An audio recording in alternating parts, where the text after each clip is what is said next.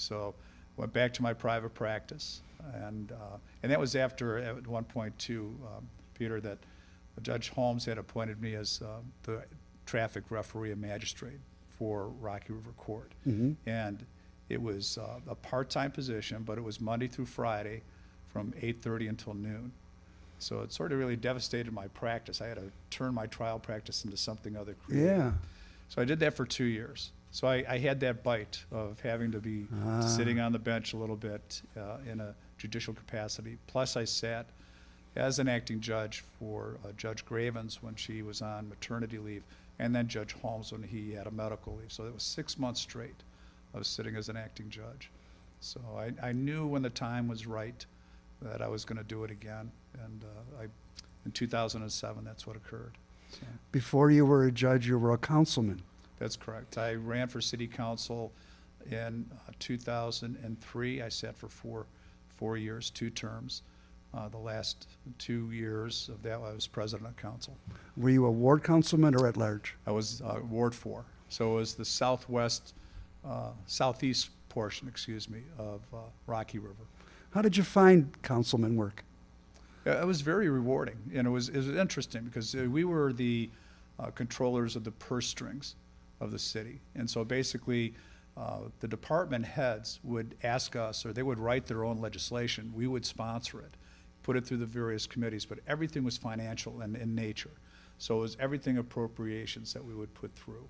And when the mayor would have a certain project, or if the ward council people would have projects. For example, when I ran, we had some terrible sewer issues and storms water issues in my ward. And when I ran, I said, for every $1 that you spend in Ward 1, I said $1 has to be spent in Ward 4.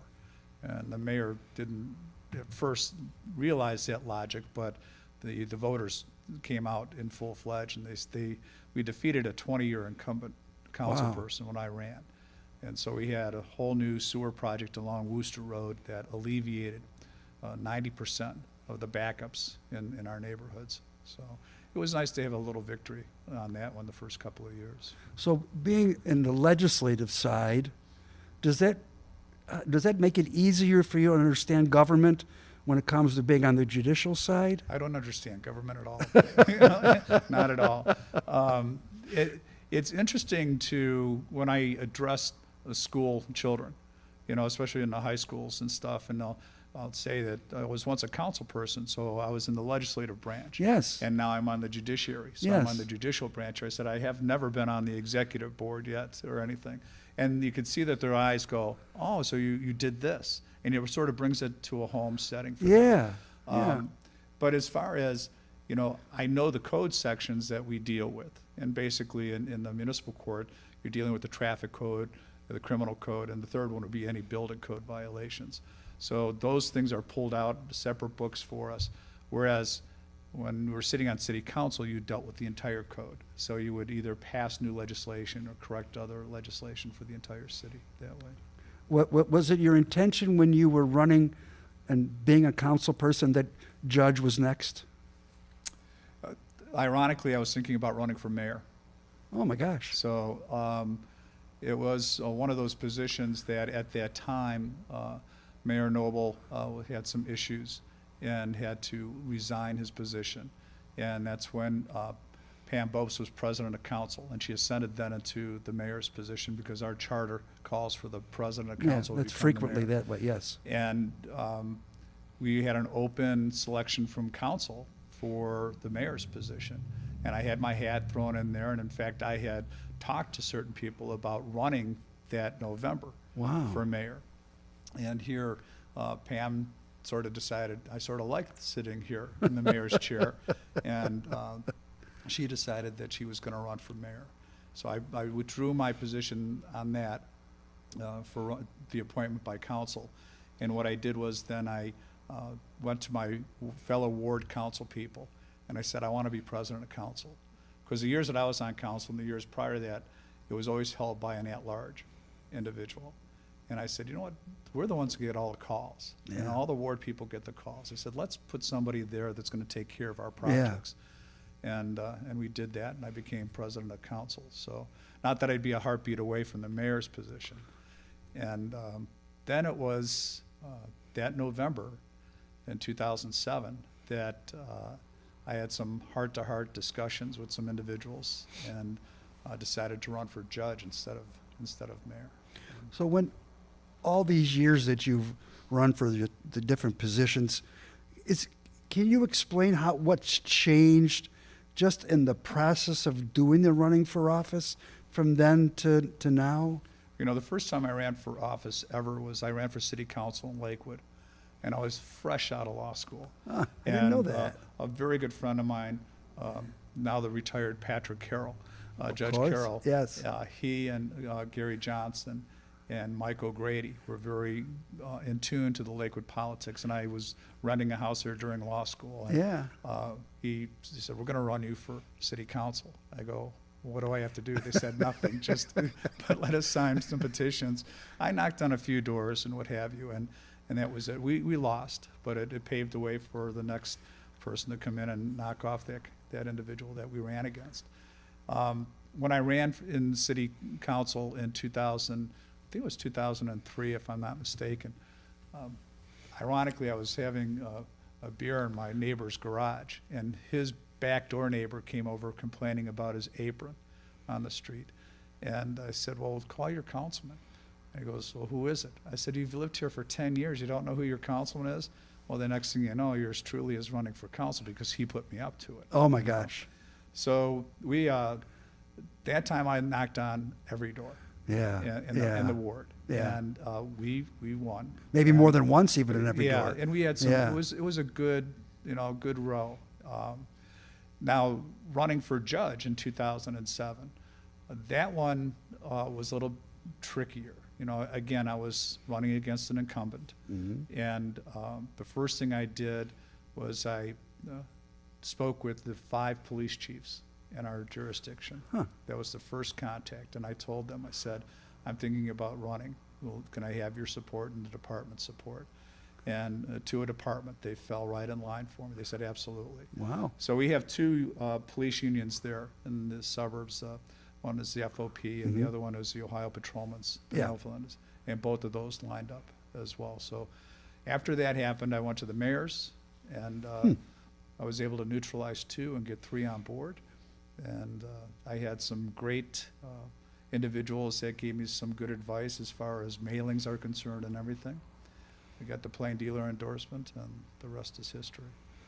So let's segue into, as you sit on the bench, how long is your term? We're elected for a 6-year term.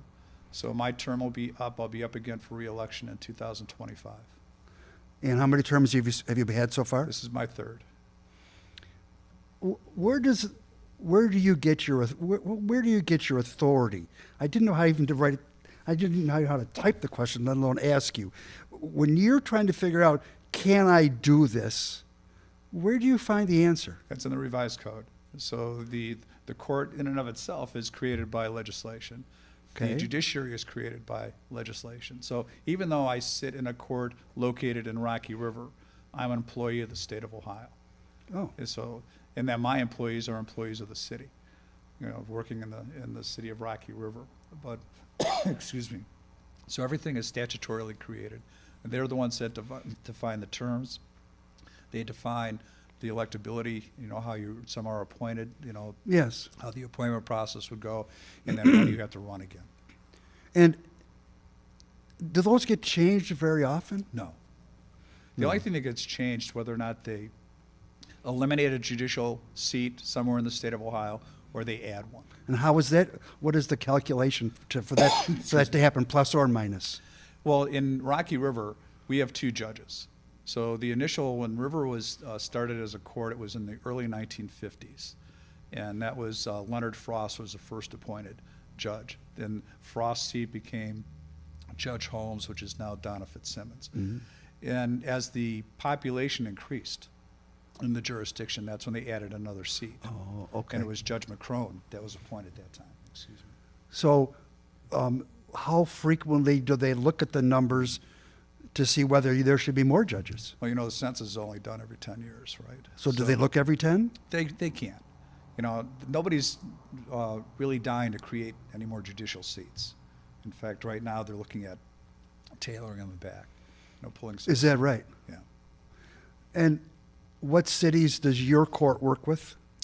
We have the 5 western suburbs of Cuyahoga County, so it'd be Rocky River, Bay Village, Westlake, North Olmsted, Fairview Park, and then we have the Metropolitan Park District that's in our jurisdiction. And highways would be 480 and 90, That's correct. which would be troopers. I'll say patrol. The troopers could be there. Occasionally, the sheriff's department are out Yeah. as well. What can you do as a municipal judge that a county judge couldn't do? Well, our jurisdiction is limited to misdemeanor cases so we can handle anything from a parking ticket to an operating a vehicle underneath the influence of alcohol or drugs, a domestic violence, assault, theft cases. Those are usually first-degree misdemeanors. We do get into an unclassified misdemeanor if it's a third offense OVI within 10 years. Our civil jurisdiction is only up to $15,000. Now, the common pleas judges, they handle felonies. So anything from possession of methamphetamine, for example, which would be a 5th-degree felony, they could put someone into incarceration from 6 to 12 months. I could put them up to 6 months.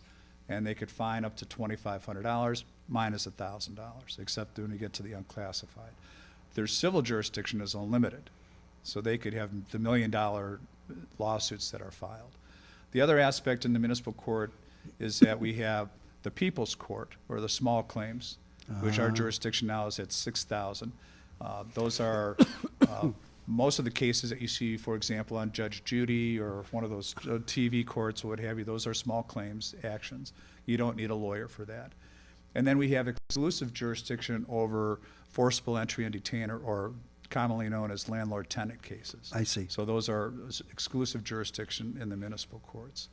Now, we do handle some felonies, but it's only for arraignment purposes on the initial complaint through what is they are told that they have a right to a preliminary hearing. Yes. And a preliminary hearing is finding probable cause that the crime was committed and they probably committed it and they were the probably one who did it. Then it goes down to the grand jury. That's the extent of our felony process in handling those types of matters.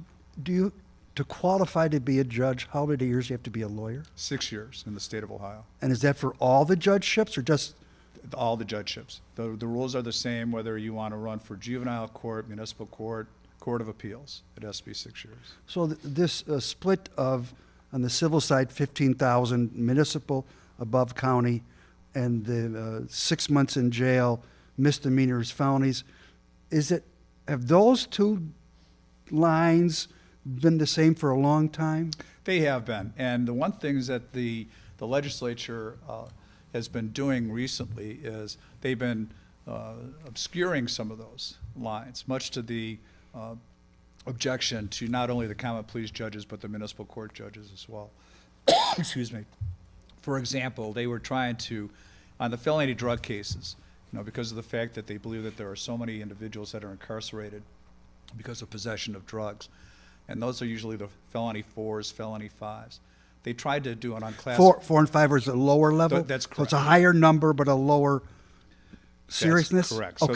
So the seriousness of the offense, when you get to number 1, that's the highest Okay, crime. thank you. Okay. Okay. So, and I think that's the easiest way to say is that, the rapes, the murders, those are felony 1s. Okay. First degree felony. The assaults, domestic violence, theft, those are first degree misdemeanors. Okay. They carry the heaviest penalty of the offenses. Okay. So when we got down to the drug offenses, they were trying to throw them onto the municipal courts and to declassify. We have drug offenses already. But when you get into the Scheduled 1 or controlled substances, methamphetamine, heroin, cocaine, those are felony charges. And they were trying to recreate that. And we objected, the Municipal Court Association did, and the legislation sort of held back on that. They didn't unclassify unclassified misdemeanors. But what has happened is that, like in our county, and especially in our jurisdiction, and whoever is our gatekeeper, they're not taking our felony 4s and 5s. Yeah. So what would happen is that, and just this week, yesterday and today, I had a slew of attempted possession of drugs. And I said, well, wait a minute, they're either possessing these or they're not. Yep. And every case, Peter, was a methamphetamine. Yeah, we have them very, very frequently. How many employees are there in your court? Well, we have three elected officials here, okay? So we have 2 elected judges and with their staff. And then I have a clerk of courts that is elected with her staff. And I believe that she may have 13 employees in her the clerk's division, both criminal and civil division. And I may be overstating that. I know the annual report just landed on my desk yesterday. And of course, I don't take a look at that number. I was taking a look at other case numbers. For myself, I have 2 bailiffs. I have traffic court and criminal court magistrate. And then Judge Fitzsimmons and I both share a civil magistrate that does all our small claims on forcible entry and detainers. She has 2 bailiffs as well. And then we have a mediation magistrate that we share, who does an excellent job as far as any small claims or any civil cases that come before him.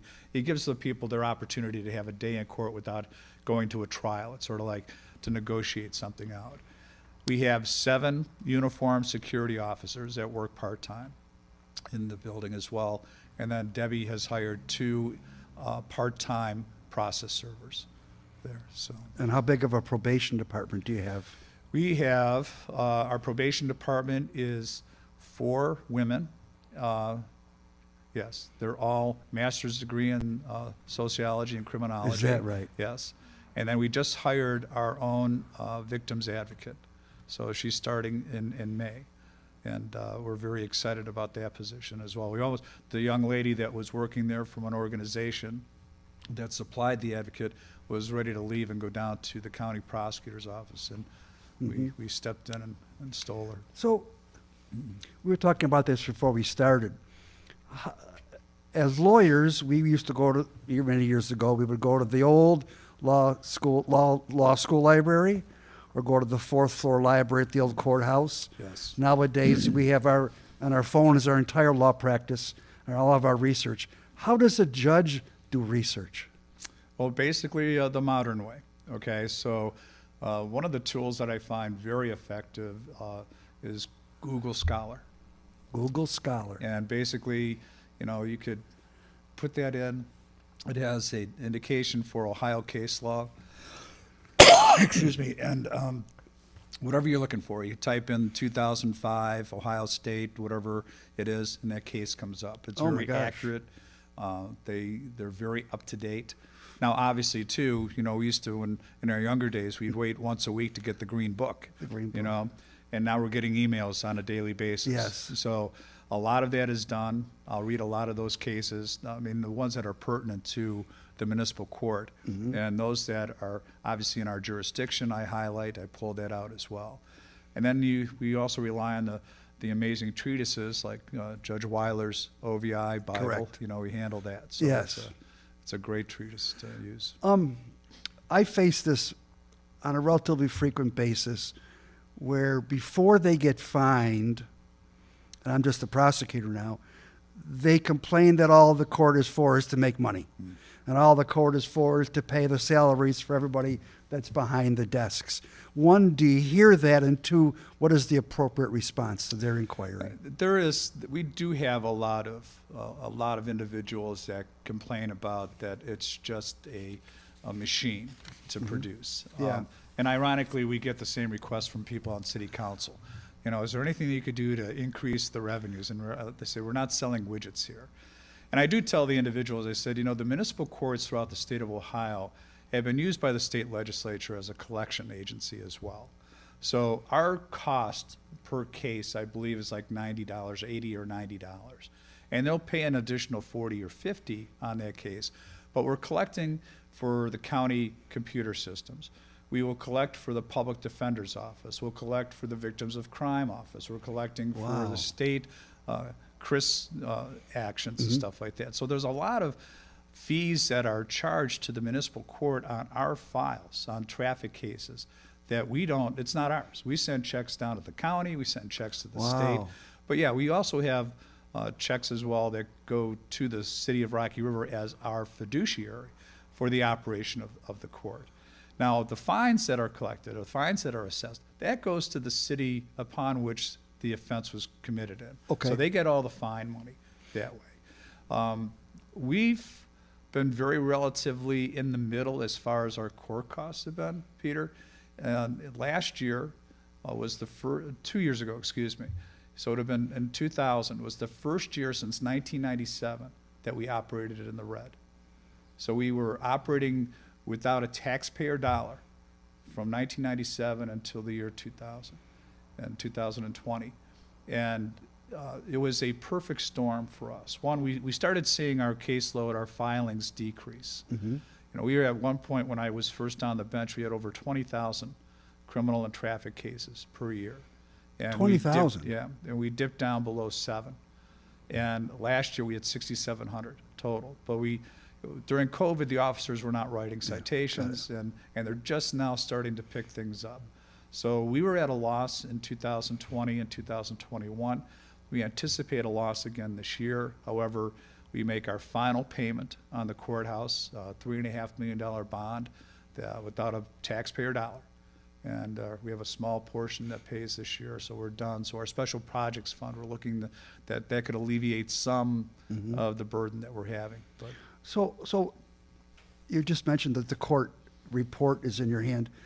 Is it hard to not look and say, oh gosh, we are short? Oh, okay, we're in the red. Okay, oh my gosh, we're in the black. I mean, again, you don't want to be the collection agency. Right. But is there an inkling to think, oh my gosh, we are really down, right? Maybe I'll fine people some more. I'm just asking that question. The fine, as I said, Peter, fine doesn't go to the court. Okay. Okay, so basically, we are driven by user fees.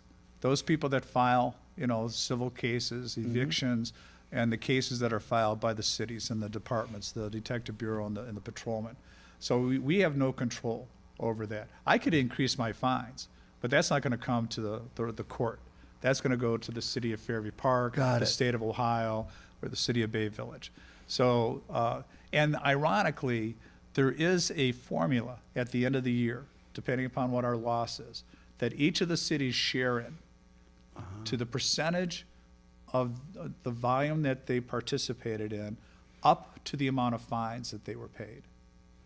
So, for example, if last year, let's say, for example, that Fairview Park's charge for our deficit was $25,000, and that's based on their volume, but they only received $15,000 in fees. Now, obviously, it was a lot more than that, but I'm just using these figures.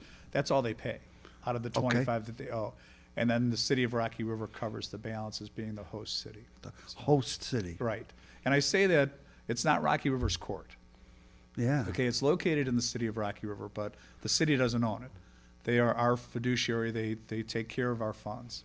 And in fact, when we were looking to build a new courthouse, we offered it both to Westlake and North Olmsted because they had a larger population. And that's why River was chosen in 1950. They had the largest population. Sure. Right? And both North Olmsted and Westlake said no thanks. So how many hours a week do you think you're at the building? Well, I love my job. So I know you do. I can tell. I know. I see you in the morning. You're really happy to be there. I'm usually in chambers by 6:30, 7 o'clock. Oh, my Lordy. And the courthouse opens at 8:30. And depending upon the day, I could, anywhere between the 2 o'clock hour and wherever the docket may take me. If I'm in a jury trial, I'll stay till maybe 6 or 7 at night, depending on where they're at. Nobody tells you when you can take a vacation. You just take some time off when you want to, when you need to, when you can? Basically, yeah. Now, ironically, that's never happened in my 14 years on the bench, but by statute, the judiciary gets 30 days off, the municipal court does, plus the holidays. Well, I've never taken 30 days off in a year in my life. So I know I'm sure you haven't. When we both started practicing law, if you needed to get somebody out of jail on the weekend, somebody knew somebody that had a judge's phone number, and you tried to get the bond set and get somebody out of jail. Does that still happen? Absolutely. You get calls? Absolutely. Yeah. 7 days a week, 24/7. 24/7. If it's not an attorney trying to get somebody out on a bond, it's a detective wondering if they could get a search warrant done. So, Yeah. you know, it's part of the job. It doesn't happen often, you know, but the attorneys out there know who to call to get the number. You know, so occasionally I'll get a phone call and I'll look down and I don't recognize it. And then there are other numbers that both you and I get calls from all the time. You know, Yeah. I'm not saying all the time, but we Yeah. know the individuals. And Yes. it's like going, okay, brother, how can I help you? What's going on? Where are you? Yeah. You know, and within reason. So a lot of times, Peter, if we have somebody, and normally it's on a domestic violence case and they want to get the perpetrator out. And I said, well, you call the prosecuting attorney first. And I said, you understand that there's a temporary protection order and he has to agree that he doesn't go home. And part of the bond condition. Because if he Yes. goes back before I arraign him on Monday when I get a temporary protection order on him, he's going to find himself back in jail very quickly. So, And how do you and Judge Fitzsimmons decide whose turn it is to handle all these kind of matters? well, normally we do a 2-week on and 2-week off, Okay. period, as the administrative judge. I see. So I just finished 2 weeks. So as of Sunday evening at midnight. So I'm on my trial docket for the next 2 weeks. I see. Now, that doesn't mean that I won't get the calls for search warrants and what have you. But a lot of times if somebody is arrested that evening and we get a call from one of our famous lawyers, and I'll say, listen, I'm not on. You know, try to give Judge Fitzsimmons a call because it's going to be her prisoner Yeah, in the yeah. morning. So it's 2 weeks on it as administrative judge where you do your prisoners, we call them affectionately, and then 2 weeks where you're doing whatever you're doing. So that's how that works. There's a term that we learned many years ago. It's called ex parte communications. Yes. A one-party communication. Can you explain to our audience what that is and how that affects your ability to talk to one lawyer? Yeah, well, the good lawyers know better. Yeah. All right, the young Yeah. lawyers learn. Yeah. All right, Well put. and the better judges know how to avoid the ex parte communications.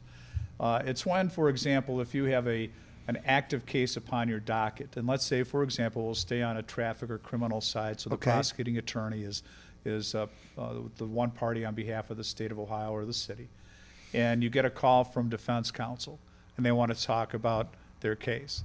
And the first thing you do is, well, one, I don't take the call, you know, so Yeah, and yeah. you just avoid talking to the attorneys. Or if they come into your courtroom by themselves, if they don't have a motion by the prosecuting attorney, I said, listen, I'll talk to you when I get the prosecutor out here. And so everybody will understand what's happening on the same case there. And for the most part, they abide by that. You don't want to, in any matter, I mean, show any type of impartiality. Mm-hmm. And if someone would see you speaking with a defense attorney, and even, you know, that's not saying that I can't socially speak with them. Like after their case, I have a lot of lawyers that'll ask to approach the bench, and, you know, we'll socialize or bloviate over different things. But if they're coming in with a courtroom full of other defense lawyers and stuff, and they do you have a second? I said, have you talked to the prosecutor? Well, yeah, he told me to come in. I said, do you have a motion? I said, well, I'm going to get a continuation. I said, fine, what are you looking at? And a lot of times if they don't know you, they want to get an inkling of, well, what would you do? You know, and they'll say, well, what do you have? Well, it's a first offense OVI. So go ask the attorneys in the hallway. They have a pretty good indication Yeah. of what I'll be doing. Because every judge has a protocol. They do. And so you really want to avoid those individual conversations. Now, and there are many times that I'll bring both parties into a little ante room off the courtroom there, and we'll have it out in that room and stuff like that. So, And the public perception is critical, big time. isn't it? Yes, it is. Yeah, the layman who doesn't understand, other than the fact that they're in trouble or they're being evicted, has a hard time with you talking to someone who appears to be for one of the sides. Right. And Yeah. you have to be very careful about that. Yeah. And then you want to be consistent as well, Peter, because there's a lot of times, you know, you try not to show favoritism to any party, whether they be lawyer or litigant, because, you know, if you treat lawyers differently, the people pick that up. They're going, well, boy, he was very, you know, very different. You know, his attitude was very different with this attorney than he was with that Wow. lawyer, you know. And so you try to maintain and with everybody that comes before me too, it's like they're who they are, and I'm trying to advise them, I'm judging your act. I'm not judging you. I'm judging your conduct. All right, so let's get that straight. I tell people, don't let this mistake define who you are when we're done with our sentencings and stuff like that. But I said, listen, everybody makes mistakes. So I'm not judging you as a person. And there's a few out there that you have to, because that's all they do is have mistakes. But you have to treat them in that same condition, but yet still show various degrees of empathy to them, that they can understand what's going on. And trust me, there's some people that push your button one way or the other, and you get a little sterner than you would have. So, And when I prepared my questions, I didn't know when I was going to ask this one, but I'm going to ask it now because you just raised it. And that is the enormity of your job. I mean, you're no longer taking one side of the case and being an advocate. You have switched to being the judge. You not only do you decide the facts, but then you apply the law, and then you sentence. To me, and I'm sure it's for a layman, that is an amazing position to be in, isn't it? It's a very humbling position to be in, Peter. Yeah. I tell you, it's. I tell people that I was a son of a gun trial lawyer in my own mind, to a judge, to basically now a social worker. Because the vast majority of people that I see are not bad individuals that are committing heinous crimes. We'll have that. The majority of the people that I have are sick individuals, whether they be alcoholics, drug addicts, or the mentally ill, or a combination of those. And what I find myself in our probation department and our magistrates all doing is trying to save those individuals, try to get them back on the right track. And that is, it's something that when it works out correctly, and I have a heroin addict that has 5 years of sobriety under their belt, and their life is totally changed, I'm blessed. But I've also had the knock on my door with the chief of community control come up with the coroner's report and say, we've lost so-and-so, we've lost so-and-so. And it just takes it out of you. And you can feel the pain of the parents and everybody else, the family members, because you were there. You were trying everything that you possibly could do. And sometimes you're successful and sometimes you're not. But for the most part, and I'm not sure, Peter, how it happens, because there are some times that I'll be sitting there in my colloquy with the individual at the time of sentencing, and I'll be done, and the attorney thanks me, and the person thanks me, and they walk out, and I'll turn to my bailiff. I said, did I just say all that?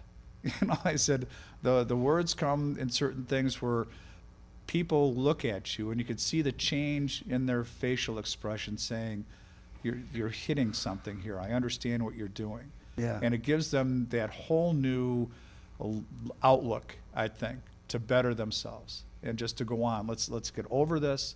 Let's make tomorrow a better day, and let's go. I do find from all of my years that sometimes the judge just has to say, you need a 5-minute break. Yeah. And those are the good judges who have given the time and the mental effort and the consideration to what they're doing, even on the level they're at, and think, okay, I just need to take a break here for a second, and let me come back on the bench in a few minutes, because there's always more business to attend to. And being able to say, I just need to go back in my office for a minute and catch my breath, because the next one's just as important as the one that finished. Right. And you've got people, I don't know if they all expect the same behavior from you, but they expect the same behavior from you. Right. And They like want I said earlier, consistency, don't you have they? to be consistent. Yeah. When somebody comes up and doesn't have a lawyer and they don't qualify for indigent counsel, what can your court do to help them? If we're talking about, obviously, if any type of civil action, we refer them out to like legal aid or something like that. And if it's an individual that has the right to an attorney or right to a court-appointed attorney, Yes. I'll tell you one thing, we sort of err on the side of, all right, look, I'm going to, Yeah. just for my sake and getting the things through the court, Yes. I'll throw them a lawyer. Now, if they demand not to be represented by an attorney, and it's a case that possibly carries jail time with it, which means that they have a right to a lawyer, but they can afford it, but they're not going to pay for one, I'll make sure that I'll put a lawyer in the courtroom as an assistant. I said, Yeah. he's there just for you to ask questions. He doesn't represent you. Yes. But I just want to make sure that you understand that you could turn around and say something. Because I've had individuals that wanted to do jury trials, and they have, on OVIs or domestic violence without lawyers. And some have done them very well, some better than some of the lawyers that appeared before me. But others, it was just an abomination. So you get through that. You try to make sure that they understand that there's certain rules. I mean, I'll give them a little leeway. Yeah. But then there are certain times that depending upon who the prosecutor is, they could have a prosecuting attorney that would constantly be objecting to questions. And they'll say, listen, let's give this individual just some time to get his or her point out. So, but you don't give them the entire ship. You keep steering them in the right direction, and hopefully they're finished. One of the things, especially in the municipal court, 78% of the individuals in the state of Ohio that experience the judicial system are through the municipal courts. Wow. And so it's one of these things. That's why they throw all those fees on us, because they figure they can collect from 80%. But that's where the people, they want their day, they want to be heard. Yeah. And as we were talking earlier, we both, you as a prosecuting attorney and me as a judge, and doing speeding trials of pro se litigants, and they don't cross-examine the arresting officer or the citing officer. Yeah. And then they don't testify, and the only thing you have a judge and evidence is the officer's testimony. And then how many times do they say, well, I wasn't going that fast? And then you inquire, well, how fast were you going? Yeah. And they give out another, it wasn't 65 or it wasn't 70, it was 65 and a 60. Well, you're still speeding, I said, but we'll cut it down for you. Well, when I was in the House Supreme Court about a year and a half ago, it was a pro se speeding ticket. Really? That basically took care of the laser that you didn't need expert testimony for, and at the trial he was by himself. Yeah. So let me segue, because I knew we'd run short of time, but I want to cover. That's okay. Cover as much as we can here. Evictions. Yes. Landlord and tenant. How hard is it to sign an order that says you've got to be out of your house? I'm not sure I know if you have any place else to go, but you didn't pay your rent. You got to go.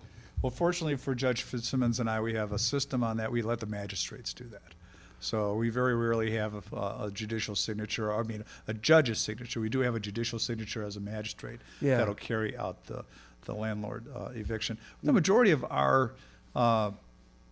complaints that are filed for forcible entry, the people have moved out already. We probably only have, on a weekly basis, maybe 1 or 2 move-outs a week. So it really isn't that much, considering the amount of rental properties that we have in our jurisdiction. So, change the subject completely. sure. We had some back and forth texts on this. Bail. Yes. Because the world is changing and because America's changing, there's been changes made to the idea that everybody has a right to bail. That comes They always have. They always have. Right. But the Ohio Supreme Court makes the rules in this state. Tell everybody how the rules changed on bail. There are 2 aspects of the bail rules. One is statutory. There is a statute for bail. The other one is Criminal Rule 46. Yes. And in early 2019, Chief Justice O'Connor asked me to sit on the bail task force. So I was down in Columbus. We ran down there for 3 10-hour meetings. Oh my. And we've had everybody from the ACLU and the Public Defender's Office through the sheriff's, police, lawyers, defense counsel, to the prosecuting attorneys and the bail people. So the stakeholders were across the board. And we debated for a long time, then through the discernment of narrowing down, because there was the argument of, as New Jersey did about 6 or 7 years ago, of no cash bail. They were letting everybody out, nothing. There was no bail. And then New York just did that 2 years ago as well. And the the thought of the chief was that we want that personal bond is the first, foremost, primary thing. And what does that mean? Personal That means bond? that you get out on your signature.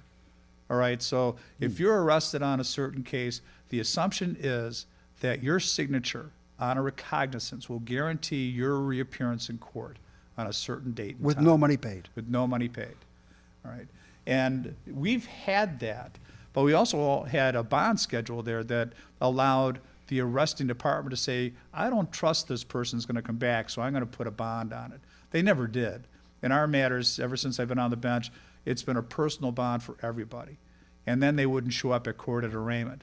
And then you could put a capious bond, and that could be a money bond. Okay. All right. So the initial appearances, the first presumption is a cashless own recognizance bond.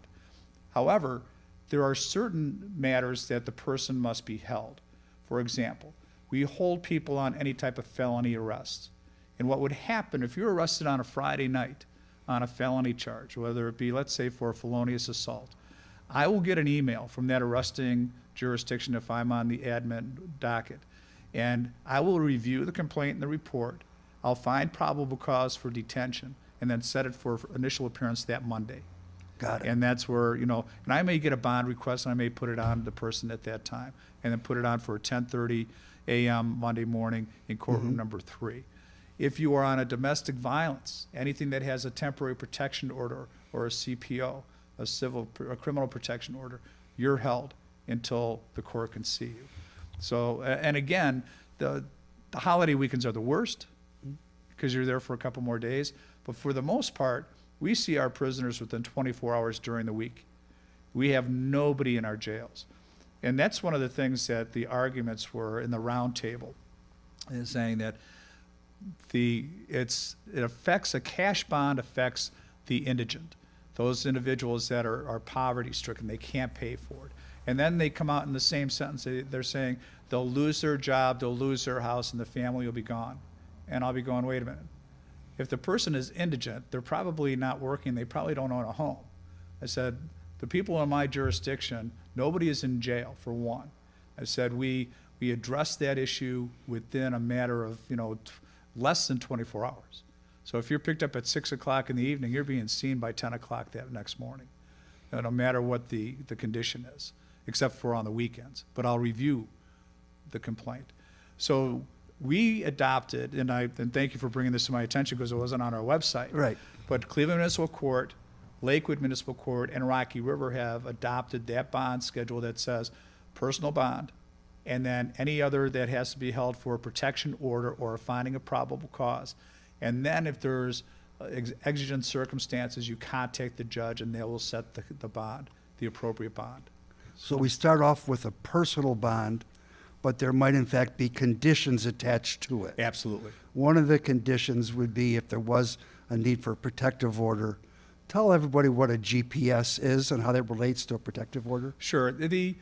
Most of the times, and we do, depending upon the severity of the offense and the victim's impact to the arresting department, the protection order is a request upon the court to place upon the defendant terms and conditions that are designed to ensure the safety and protection of the victim, the victim's members of the family, and any other household member.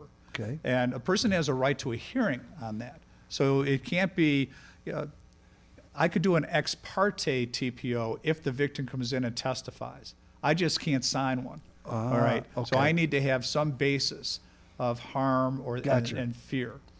Now, for example, if there is somebody that has been the violence of the action on the domestic violence and the threat, I'm going to kill you when I get out, I'm going to kill you, and they portray that to the arresting department, I may get a call, say, we want a GPS that could monitor the individual where they're at. Because when we get a domestic violence case, we will separate the parties. The victim gets to maintain the house, the residency, and the alleged defendant has to leave the premises. And we'll put a geographical area, a mile, 2 miles, whatever it is. But usually it's about 5 to keep them out. And So they'll put a GPS on the And individual. that's a bracelet? It is. It's on the ankle ankle bracelet? and it works through the internet, the cloud, as Yeah. you're watching this today Yeah. on YouTube. Yeah. And it goes to a monitoring center. It's a private company. They contact the victim, the court, and the police department. And what is a Scram bracelet? Scram is different. The Scram is one that will monitor any alcohol consumption.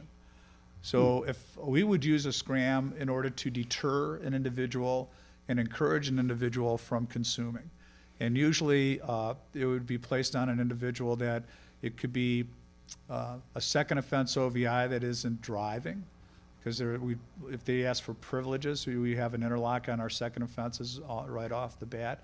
Or if we have an individual that tests positive during probation, we'll throw a Scram on them just to make sure. And that works as a deterrent. That's a very good, useful tool that we have. I'm not sure what order, I'm going to take this in the order I have them written. Tell me what's the hardest part of your job? I think the hardest part is, seriously, Peter, I think when we lose a young individual to drugs. That it takes a toll not only on the probation department if we're working with them, because we're very proactive. We don't wait until sentencing to get people in programs. We start right off the bat. And I've had people that would appear before me on a Tuesday, and they're in the obits on Friday. And that's difficult because you just, it's hard. And the worst thing is that the drugs are rampant.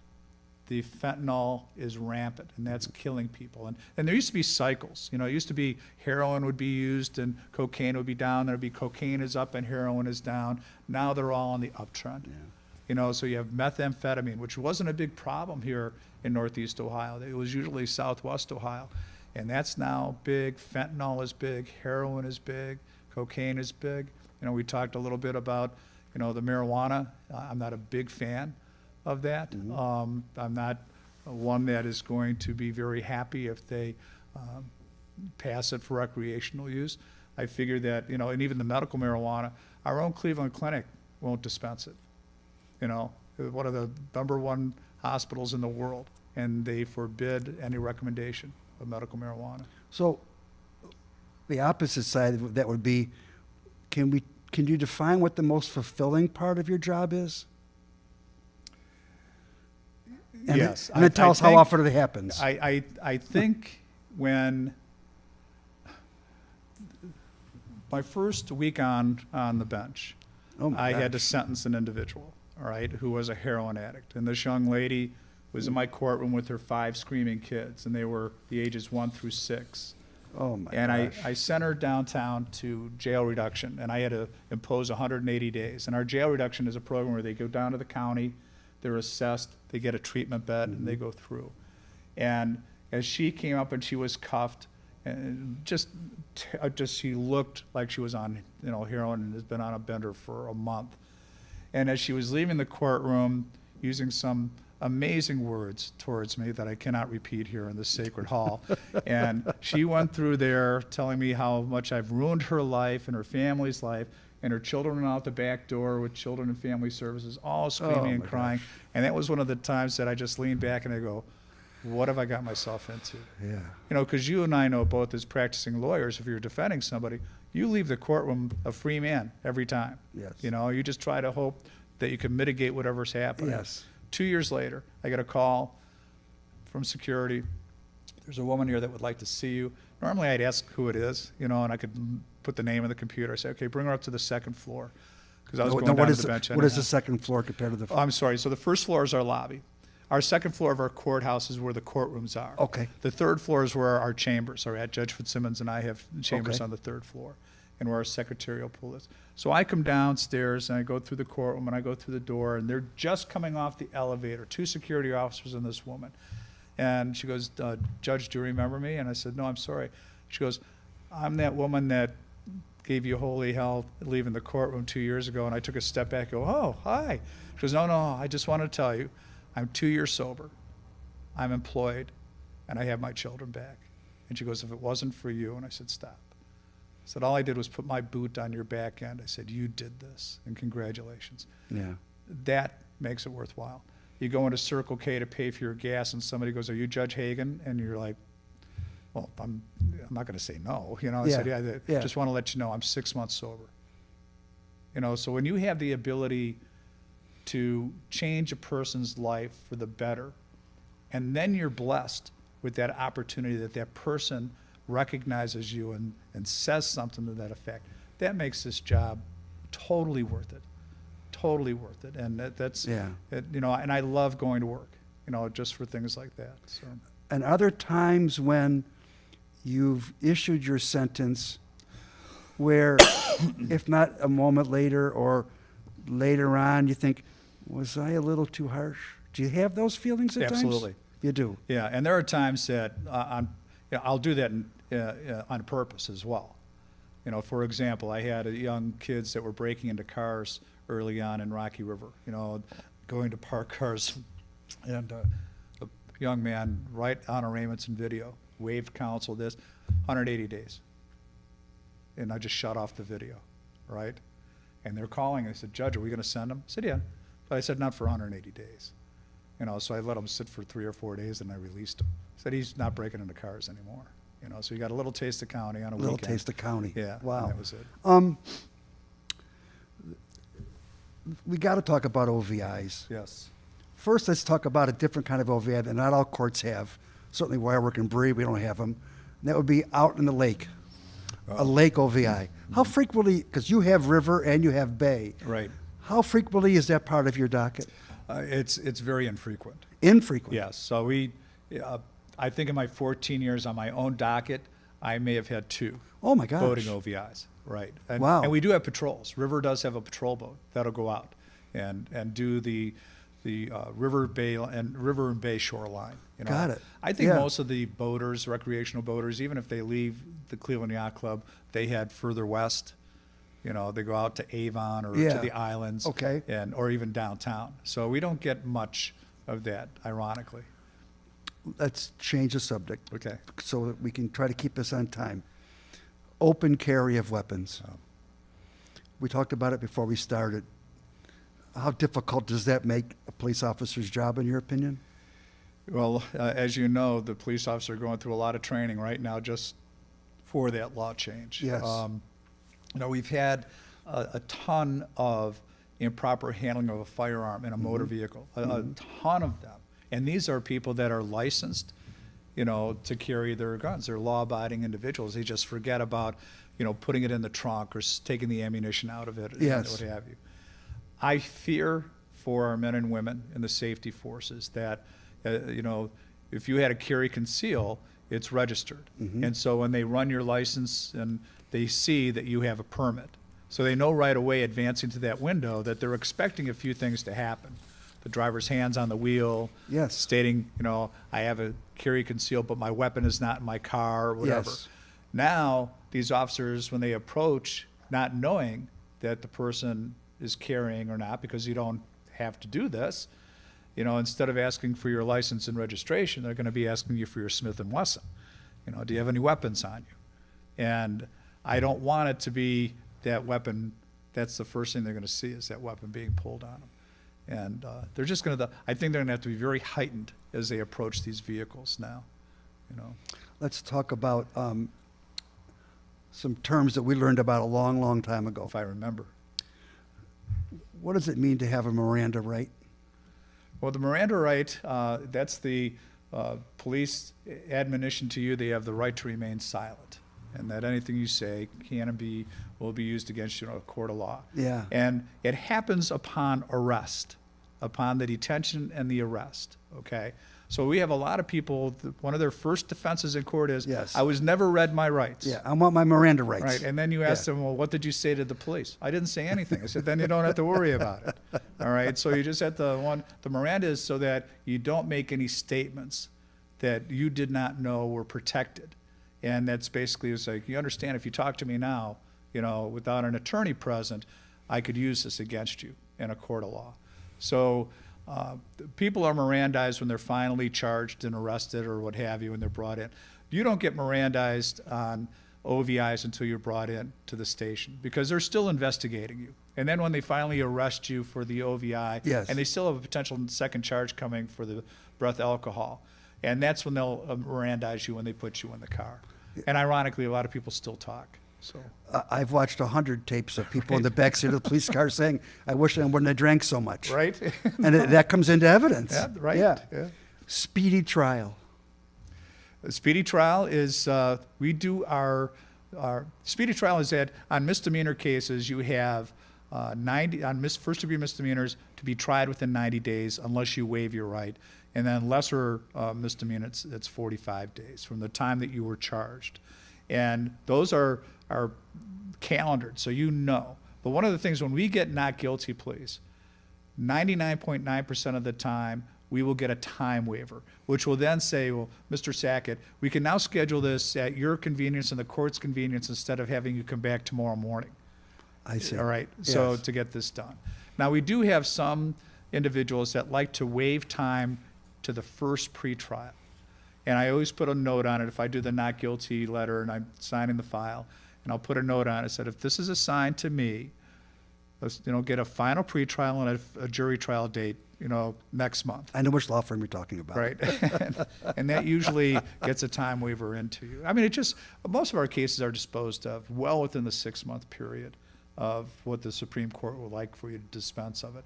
They're not federal cases. Yeah. So one of the biggest ideas or problems I had during COVID, when we sort of had a lull in pretrials, we sort of continued a lot to keep people out of the court. I'd get lawyers coming in 8 weeks later saying, well, I don't have discovery. I said, well, what have you been doing for the past 2 months? He said, you couldn't write a letter? I said, it's all available. You should have your discovery. So I said, you have 2 weeks for discovery. And that's it. Let's get it done.